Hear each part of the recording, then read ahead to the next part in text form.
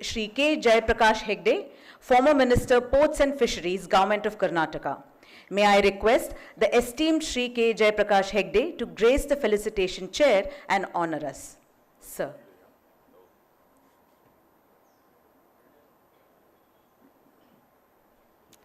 A visionary leader who has had an immense bearing on the development of coastal Karnataka.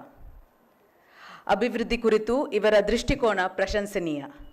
Let us take a moment to watch a video introducing Shri Jayaprakash Hegde.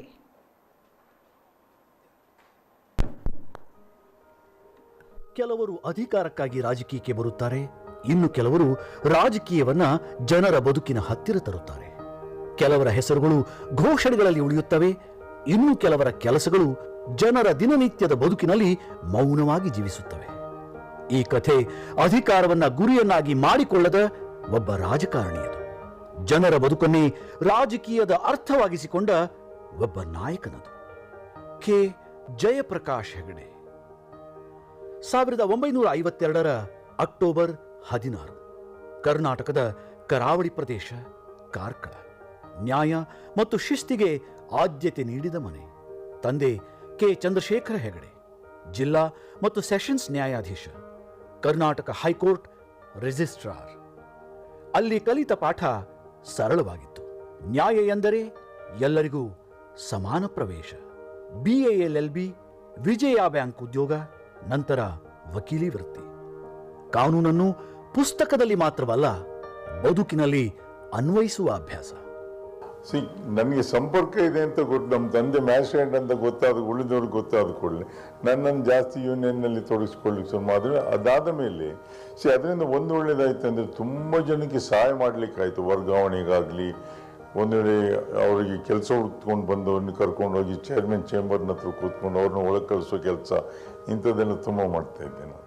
ಆಗ್ಲಿಂದಲೂ social ವರ್ಕ್ನಲ್ಲಿ ಸ್ವಲ್ಪ ಆಸಕ್ತಿ ಜಾಸ್ತಿ ಇತ್ತು. ಊರಿಂದ ಬಂದವ್ರನ್ನ ಕರ್ಕೊಂಡು ಎಲ್ಲ ಬೆಂಗಳೂರಿನಲ್ಲಿ ಅವ್ರಿಗೆ ಏನಾದರೂ ಕೆಲಸ ಇದ್ದರೆ ಕರ್ಕೊಂಡು ಹೋಗೋದು, ವಿಸಿಟ್ ಮಾಡಿಸೋದು, ಇದೆಲ್ಲ ಮಾಡ್ತಾಯಿದ್ದೆ. ಆಗಲೂ ಹೈಸ್ಕೂಲ್ನಲ್ಲಿದ್ದಾಗಲೇ ಮಾಡ್ತಾಯಿದ್ದೆ ನಾನು. 1980ರ ದಶಕ. ಆಲ್ ಇಂಡಿಯಾ ಯುವ ಜನತಾದಳದ ಕಾರ್ಯದರ್ಶಿ. America, China, France, Spain, Sweden, ಭಾರತವನ್ನು ಪ್ರತಿನಿಧಿಸಿದ ಯುವ ನಾಯಕ.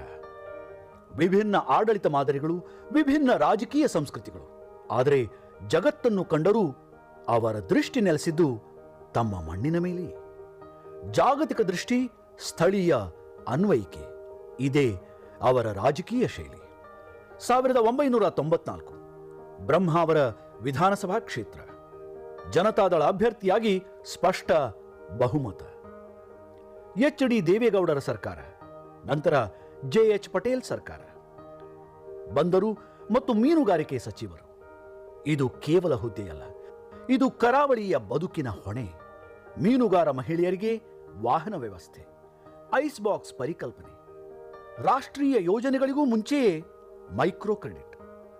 ಸಂಕಷ್ಟದಲ್ಲಿದ್ದ ಬ್ರಹ್ಮಾವರದ ದಕ್ಷಿಣ ಕನ್ನಡ ಸಹಕಾರಿ ಸಕ್ಕರೆ ಕಾರ್ಖಾನೆಯನ್ನ ರಾಜ್ಯ ಸರ್ಕಾರದಿಂದ ಸಾಲವನ್ನು ಪಡೆದು ಋಣಮುಕ್ತನನ್ನಾಗಿ ಮಾಡಿದರು. ಕೊರಗ ಸಮುದಾಯಕ್ಕೆ ಭೂಮಿ, ರಸ್ತೆ, ನೀರು, ವಿದ್ಯುತ್ ಎಲ್ಲ ಜನರ ಮನೆ ಬಾಗಿಲಿಗೆ.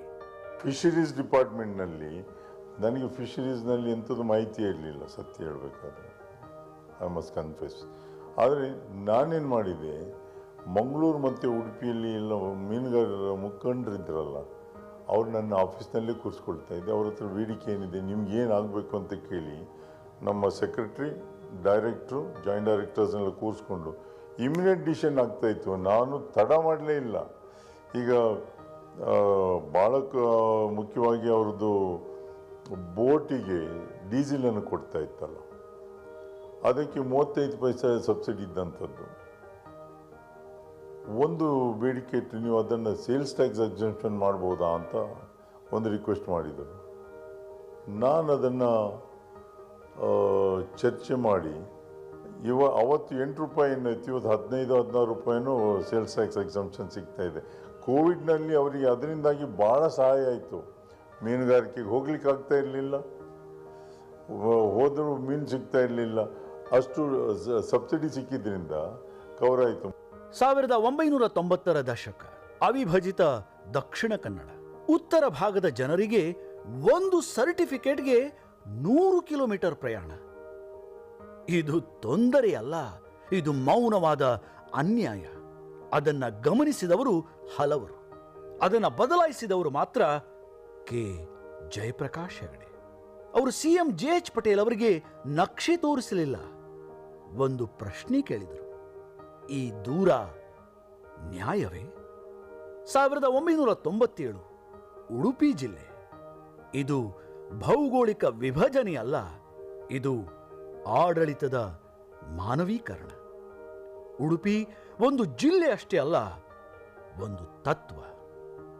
ಕುಂದಾಪುರದ ಒಂದು ವೃದ್ಧ ಮಹಿಳೆಗೆ ಒಂದು ಮನೆಯೂ ಇರಲಿಲ್ಲ, ಜೌಪುಡಿಯಲ್ಲಿದ್ದರು.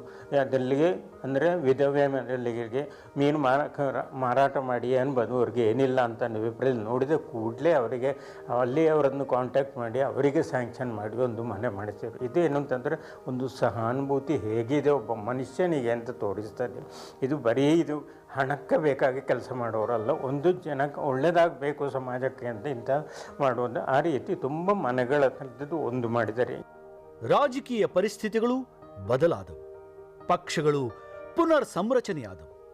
1999 ಮತ್ತು 2004 ಸ್ವತಂತ್ರ ಅಭ್ಯರ್ಥಿಯಾಗಿ ಸ್ಪರ್ಧೆ.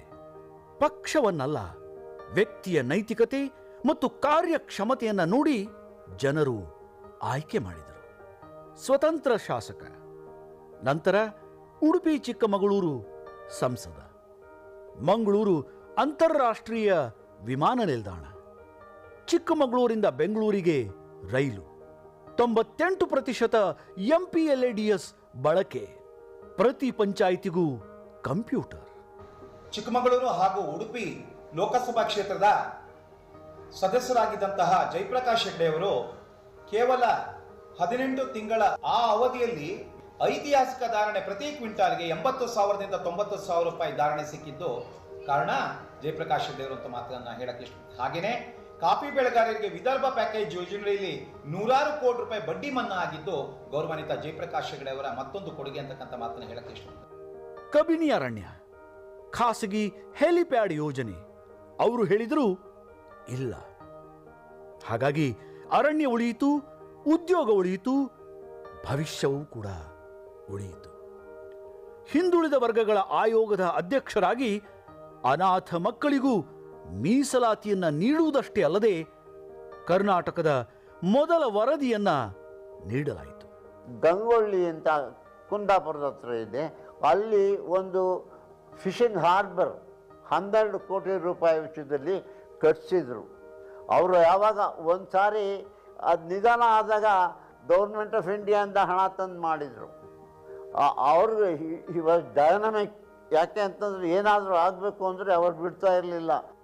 ಜಯಪ್ರಕಾಶ್ ಹೆಗಡೆಯವರು ಸರಳ ಹಾಗೂ ಸಂಸ್ಕಾರಬದ್ಧ ಕುಟುಂಬ ಹಿನ್ನೆಲೆಯ ವಿವಾಹ ಜೀವನ ನಡೆಸಿದ್ದು ಅವರ ಪತ್ನಿ ಶೋಭಾ ಜೆ ಹೆಗಡೆ ಅವರು ಸದಾ ಮೌಲಿಕ ಬೆಂಬಲವಾಗಿ ನಿಂತಿದ್ದಾರೆ. ಈ ದಂಪತಿಗೆ ಒಬ್ಬ ಪುತ್ರ ಹಾಗೂ ಒಬ್ಬಳು ಪುತ್ರಿ ಇದ್ದಾಳೆ. ಅವರು ನಮಗೆಲ್ಲ ಒಂಥರ ಟೀಚರ್ ಥರ. ನಾವು ಏನು ತಪ್ಪು ಮಾಡಿದ್ರು ಅದನ್ನ ಸರಿ ಮಾಡಿಕೊಂಡು ಹೋಗೋರು.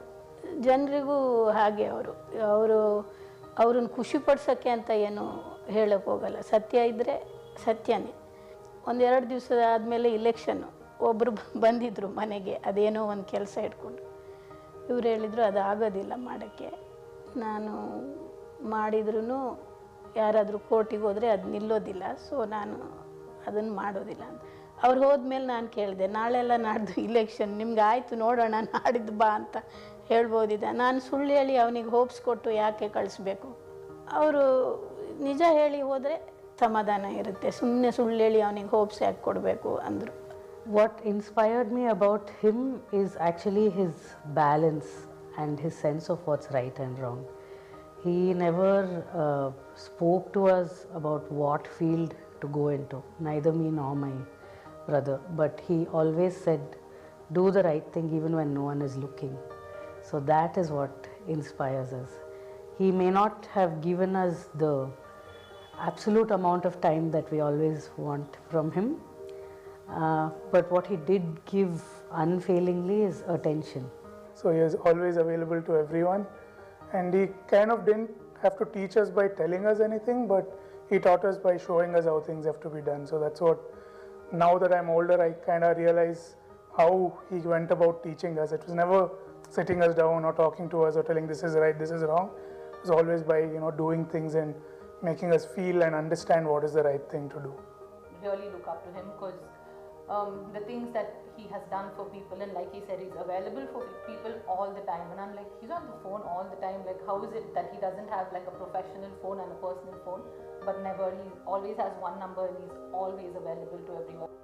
ಕೆ ಜಯಪ್ರಕಾಶ್ ಹೆಗಡೆ ಅಧಿಕಾರವನ್ನ ಜನರ ಬದುಕನ್ನ ರೂಪಿಸುವ ಸಾಧನವಾಗಿ ಬಳಸಿದರು. ರಾಜಕೀಯವೆಂದರೆ ಅಧಿಕಾರವಲ್ಲ, ಅದು ಹೊಣೆಗಾರಿಕೆ ಎಂಬುದನ್ನು ನೆನಪಿಸುವ ಶಾಶ್ವತ ಅಧ್ಯಾಯ. ಅಧಿಕಾರ ಕ್ಷಣಿಕ, ಮೌಲ್ಯ ಶಾಶ್ವತ. ಕೆ ಜಯಪ್ರಕಾಶ್ ಹೆಗಡೆ.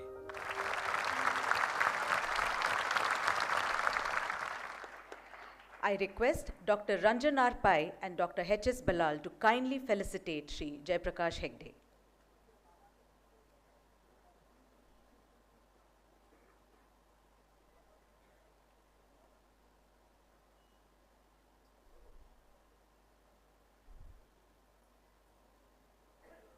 ನ್ಯಾಯ ಭಾಷಣದಲ್ಲಿ ಅಷ್ಟೇ ಅಲ್ಲ, ನಿರ್ಧಾರದಲ್ಲೂ ಕೂಡ.